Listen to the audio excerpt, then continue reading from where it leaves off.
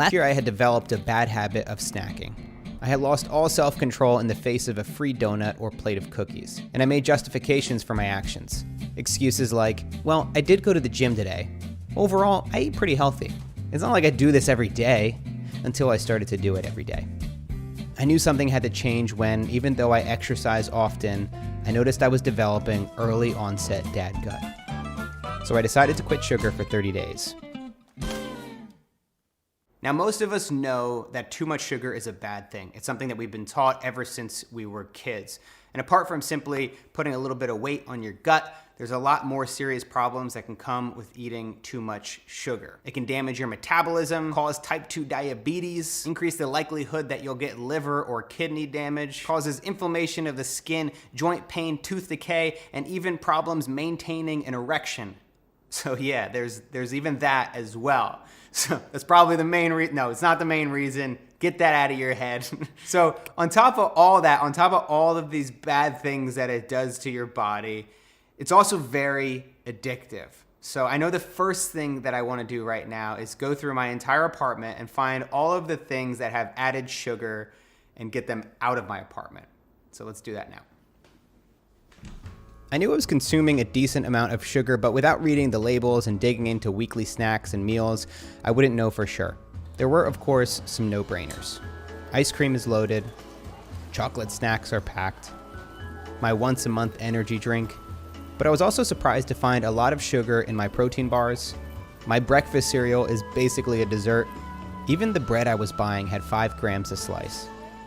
If you're like me and you have very little self-control, the only thing you can do to regain control is to completely change your environment. It's impossible to eat snacks that you refuse to purchase and bring into your home in the first place. So all this stuff needs to go.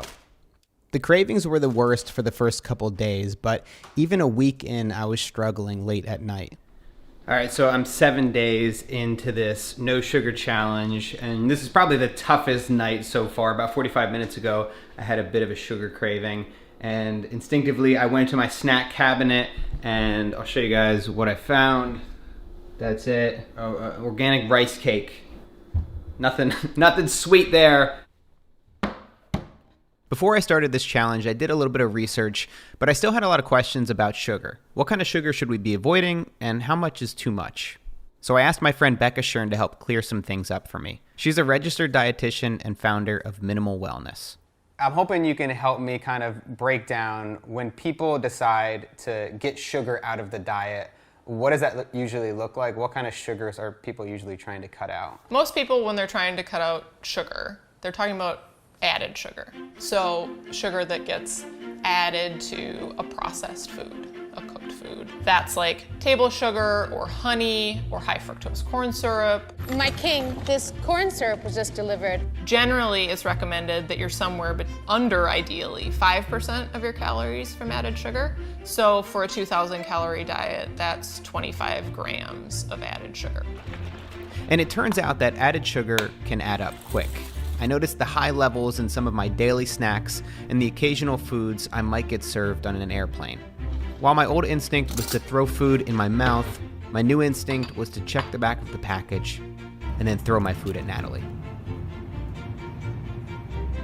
You're not aiming for 25 grams of sugar every day.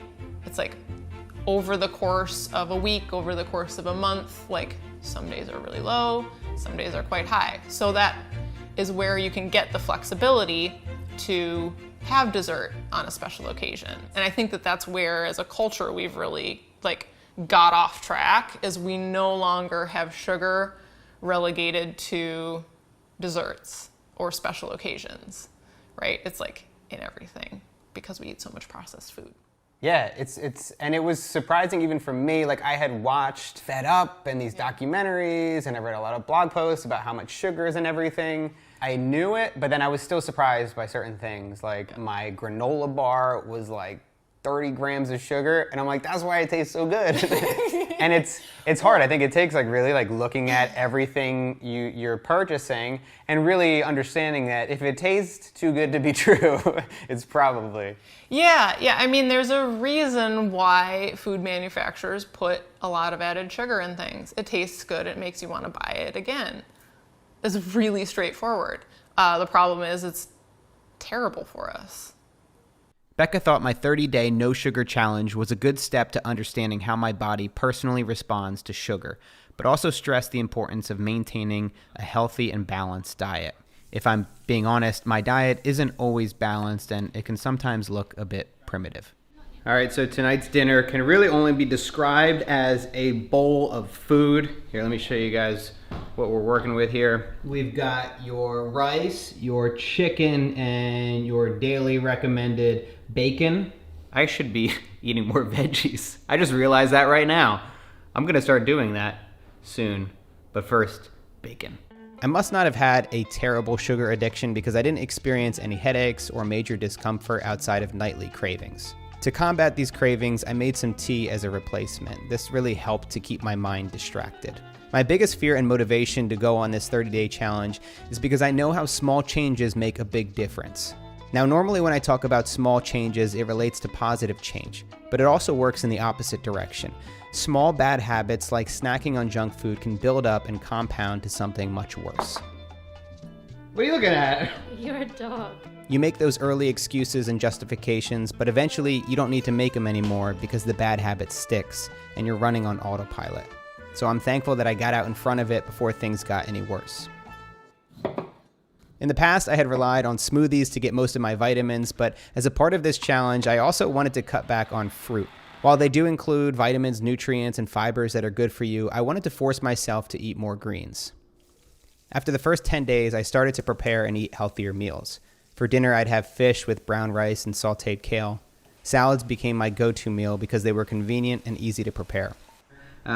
We have curry cod with some brown rice and sauteed kale. In the kale, I actually sauteed it with some chicken broth, which I'm also going to be drinking here. This is like a bachelor meal.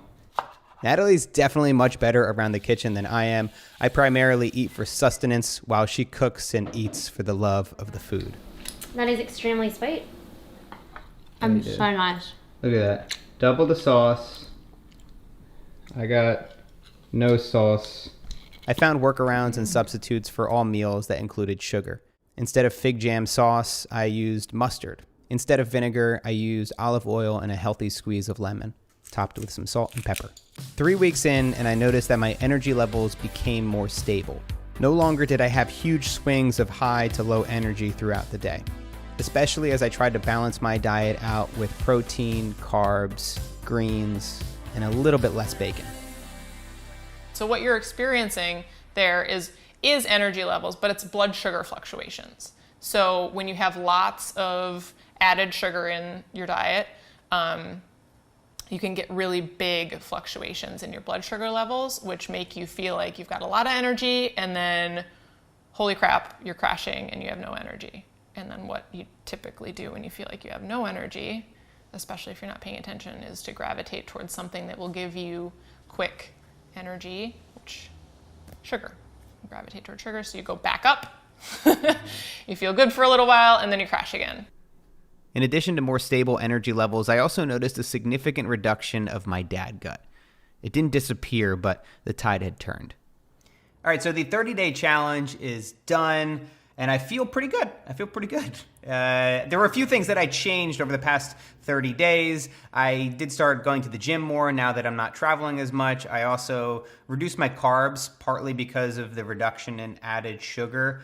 And it's hard to pinpoint the exact percentage benefit that I received from getting rid of sugar. To steal a phrase from Dan Harris, I'd say maybe I was 10% healthier. It definitely made a huge difference in my energy levels and how I felt every day. And it was definitely nice to curb those cravings, because who knows how bad it could have gotten if I just kept snacking and kept going. My dad gut could have potentially turned into a grandpa gut, which would have been really scary. But going forward, I love sweets. I love dessert. I'm a big fan. And I don't want to just get rid of it completely, because I think in this life we need to actually enjoy things.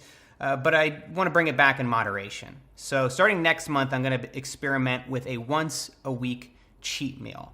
And that starts tomorrow.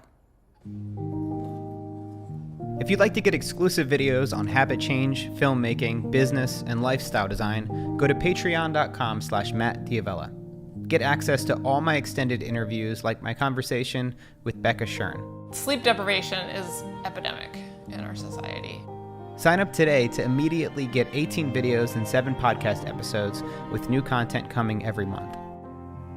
And if you want to take part in these 30-day challenges with me, I'm doing them all year and announcing them in 3 places: my newsletter, Twitter, and Instagram. You can find those links in the description below. Thanks for watching. Oh, that was a mistake. I feel sick. My stomach hurts. I ate like a donut and a half. And I still feel horrible. This is terrible. Look at this. This is bad. I need to give these donuts away to somebody.